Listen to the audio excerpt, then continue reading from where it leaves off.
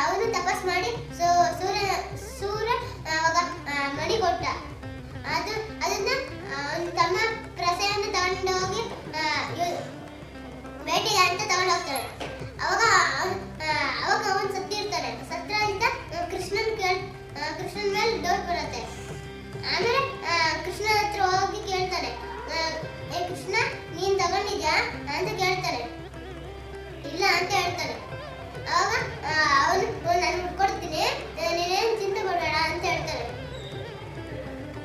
ಆಮೇಲೆ ಕೃಷ್ಣ ಹೋಗಿ ಪ್ರಸನ್ನ ಹತ್ರ ಅವನು ಸತ್ತಿರೋದಾಗಿ ಹೋಗ್ತಾನೆ. ಅವನು ಅವಾಗ ಸಿಂಹದ ಹೆಜ್ಜೆ ಇರುತ್ತೆ. ಅಲ್ಲಿ ಹೋಗಿ ಸಿಂಹದ ಗುಹೆ ಹತ್ರ ಹೋಗ್ತಾರೆ. ಸಿಂಹ ಸತ್ತಿರತ್ತಲ್ಲಿ. ಅವಾಗ ಜಾಂಬವತಿ ಸಿಂಹನ ಸಾಯಿಸಿರುತ್ತೆ.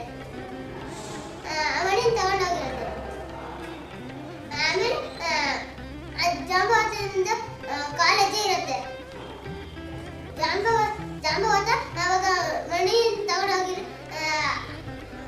ಅವನ ತಂಗಿ ಕೊಡ್ತಾಳೆ. ಜಾಂಬವತಿಗೆ ಅದು ಸರ ಕೊಟ್ಟು ಹಾಕ್ತಾನೆ ಅವನು ಕತ್ಗೆ. ಅವಾಗ ಕೃಷ್ಣ ನೋಡಿ ಅದನ್ನ ಬೇಕು ಅಂತ ಕೇಳ್ತಾನೆ ಜಾಂಬವತನ. ಅವಾಗ ಅವನು ಕೊಡಲ್ಲ ಅಂತಾನೆ. ಆಮೇಲೆ ಯುದ್ಧ ಶುರು ಆಗುತ್ತೆ. 7 ದಿನ ಆದ್ಮೇಲೆ ಅವಾಗ ಕೃಷ್ಣ ರಾಮನ ರೂಪ ತಗೊಳ್ತಾರೆ. ಆಮೇಲೆ ಜಾಂಬವತ ಅವಾಗ ರಾಮನ ನಮಸ್ಕಾರ ಮಾಡ್ತಾರೆ. ಫಸ್ಟಿಗೆ ಜಾಂಬವತ ರಾಮನ ಜೊತೆ ಸೇವೆ ಮಾಡ್ತಾ ಇದ್ದ. ಅದಕ್ಕೆ ಅವನು ನಮಸ್ಕಾರ ಮಾಡ್ದ. ಮಣಿನ ಜಾಂಬವತಿನ ಎರಡನ್ನೂ ಕೃಷ್ಣನ್ ಕೊಡ್ತಾನೆ. ಯಾರು ಈ ಕಥೆಯನ್ನು ಕೇಳುತ್ತಾರೋ